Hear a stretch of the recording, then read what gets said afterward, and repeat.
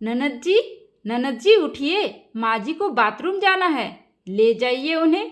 सोई हुई ननद स्वाति को जगाते हुए सीता ने कहा। तो स्वाति गुस्से में चिल्लाते हुए बोली, भाभी ये क्या तरीका है? दिखाई नहीं दे रहा क्या कि मैं सो रही हूँ? माँ को बाथरूम जाना है तो आप भी तो ले जा सकती है ना। मैं क्यों ले जाऊँ दीदी? वो आपकी माँ है, आप ले जाओ और जल्दी उठ कर जाओ, नहीं तो बेड पर ही कर देगी, तो साफ भी आपको ही करना पड़ेगा। मैं तो चली सोने। कहते हुए सीता अपने कमरे में चली गई। स्वाति झंझनाते हुए अपनी माँ सविता जी के कमरे में आती है। क्या माँ, तुम्हारा तो कुछ ना कुछ लगातार लगा ही है। कभी बाथरूम जाना है, कभी पानी पीना है, कभी खाना खाना है। चैन से रहने नहीं दोगी क्या? अरे बेटा, अब बाथरूम पर भी कोई अपनी इच्छा चला सकता है क्या?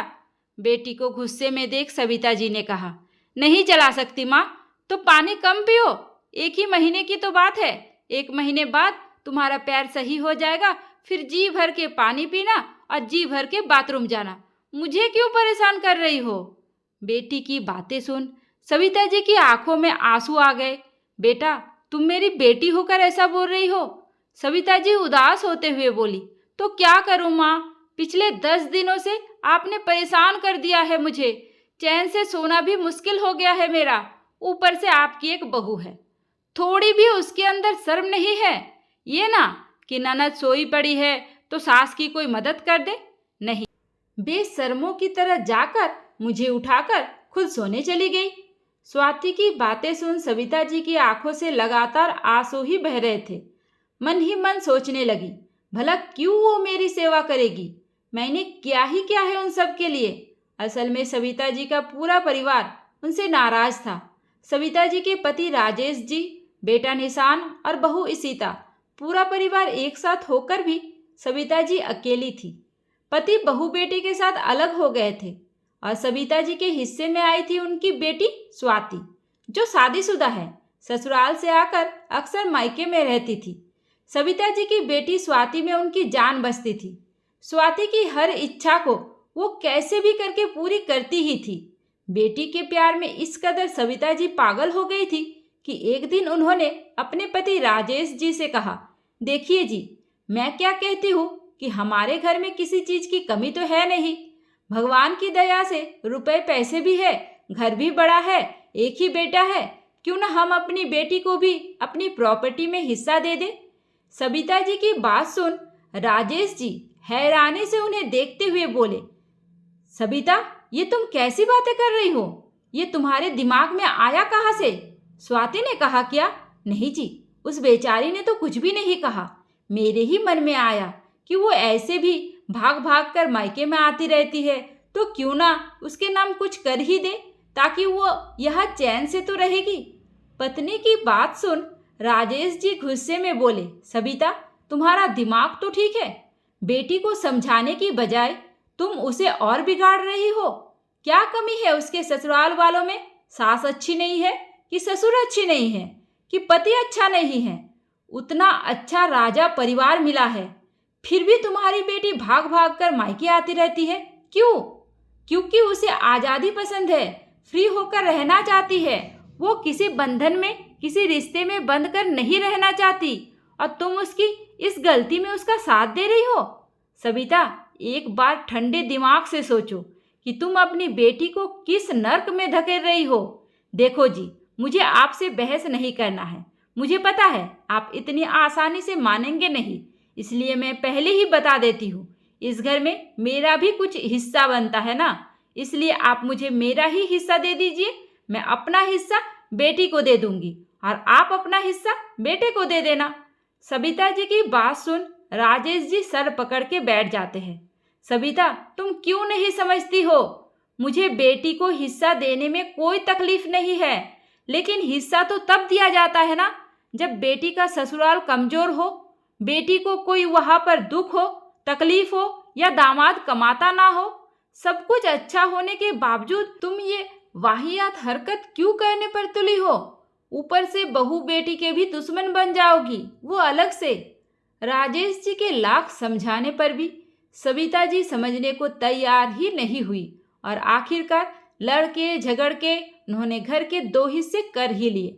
एक हिस्सा खुद के नाम पर, जो उन्होंने तुरंत ही बेटी के नाम कर दिया और एक हिस्सा राजेश जी के नाम पर, जो बेटे के नाम पर हुआ।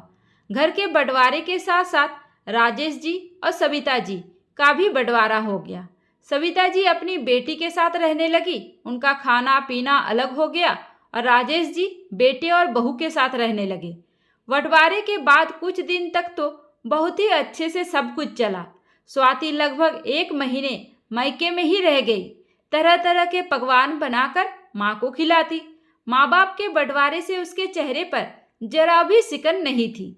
जब तक स्वाति थी, सविता जी को तरह तरह के पकवान बनाकर खिलाई और बीच बीच में जब स्वाति अपने ससुराल चली जाती तो सविता जी अकेले खुद के लिए कुछ भी बनाकर खाकर पड़ी रहती, जो ईशिता और ईशान से देखा ही नहीं जाता। यहाँ तक कि ईशान ने एक बार राजेश जी से बोला भी, पापा जाने दो ना, अगर माँ की इच्छा है तो दे देते हैं ना उसे आधा हिस्सा, कम से कम माँ को तो अपने साथ रखते हैं। लेकिन राजेश जी ने तुरंत ही निशान को मना कर दिया। नहीं बेटा, ये तुम्हारी माँ की जिद है, वो पूरी जिंदगी अपने हिसाब से जीती आई है, तो बुढ़ापे में भला क्यों किसी की सुनने वाली, छोड़ो उसे सबक तो समय सिखाएगा। ठीक है पापा जी, लेकिन कम से कम जब तक दीदी नहीं है तब तक माँ जी को यह खाना तो खा लेने दीजिए, धीरे से ईशिता ने भी कहा।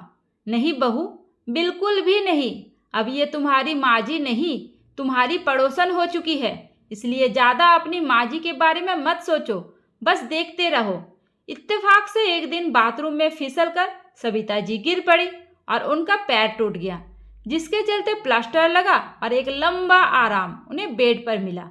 अब सबसे बड़ी आफत थी स्वाति की माँ को उठाना, बैठाना, खिलाना, नहलाना, सब कुछ उसके लिए बहुत मुश्किल था। इधर राजेश जी, निशान और ईशिता को स्वाति की मदद करने के लिए भी नहीं जाने देते, जिससे कि स्वाति अकेली पड़ गई।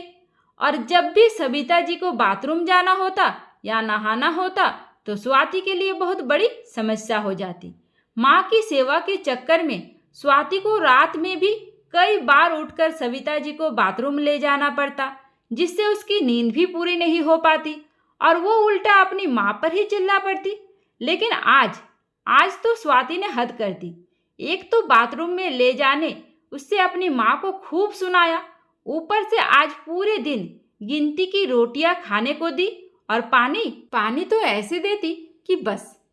सविता जी जब भी स्वाति से पीने को पानी मांगती तो स्वाति साफ साफ कहती, माँ पानी नहीं मिलेगा, बैठे बैठे आपको बहुत प्यास लग रही है, अब 1 महीने तक कम पानी पियो, मेरे बस की बात नहीं है तुम्हें उठा उठा कर बार बार बाथरूम ले जाना, न दिन में सोने दे रही हो न रात में सोने दे रही हो। एक बार प्लास्टर कर जाएगा तो जितना मर्जी खाते रहना, पीते रहना, मेरी जान छूटेगी बस।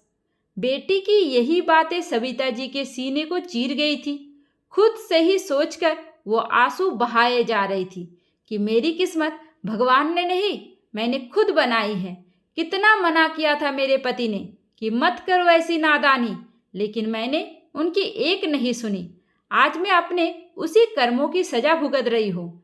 जिस बेटी के चक्कर में मैं अपने पति, बेटा, बहू सबसे लड़ के अलग हो गई, वही बेटी मुझे भरी गर्मी में एक बूंद पानी के लिए तरसा रही है। सही कह रहे थे राजेश जी, मतलबी है ये, इसे बस अपनी आज़ादी पसंद है। घर परिवार, माँ बाप, पति इसके लिए कोई मायने नहीं रखते। इसकी आज़ादी के चक्कर में तो मैं पानी बिना मर जाऊंगी। सविता जी आज बहुत परेशान दिखाई दे रही थी। आज रह रहे के उन्हें अपने पति की बातें याद आ रही थी। वो अपने पति के पास, अपने बेटे बहू के पास वापस जाना चाहती थी, लेकिन कैसे, किस मुंह से जाए।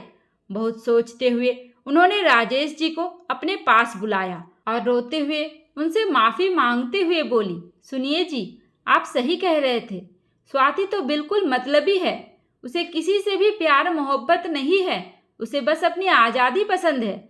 मैं ही बेटी के प्यार में पागल हो गई थी, लेकिन मुझे अपनी गलती का एहसास हो गया है, मुझे माफ़ कर दीजिए।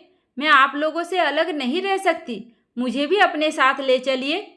पत्नी की बातें सुन राजेश जी ध्यान से सविता जी को देखते हुए बोले, सविता, ज़्यादा बहस करने का तो मेरा भी मन नहीं है, लेकिन अगर तुम्हें अपनी गलती का एहसास हो गया है तो अपनी गलती को सुधारो और आ जाओ हमारे साथ रहने के लिए।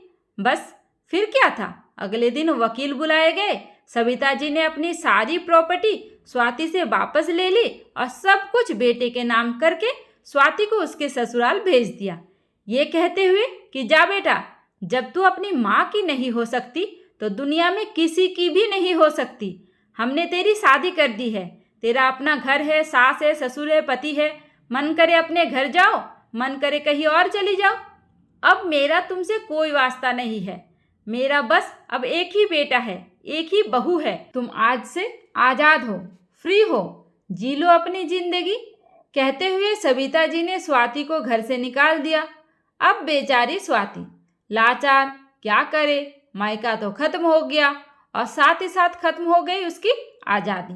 दोस्तों, ये कहानी आप लोगों को कैसी लगी मुझे कमेंट करके ज़रूर बताइए और ऐसी कहानी और सुनने के लिए स्क्रीन पर दिए गए वीडियो को टच करें। उम्मीद करती हूँ आपको हमारी कहानी पसंद आई होगी। कहानी पसंद आई है तो वीडियो को लाइक करें, चैनल पर नए हैं तो चैनल को सब्सक्राइब करें और हाँ, नोटिफिकेशन बेल को ज़रूर दबाइए ताकि अगली अपडेट सबसे पहले आपको मिले। धन्यवाद।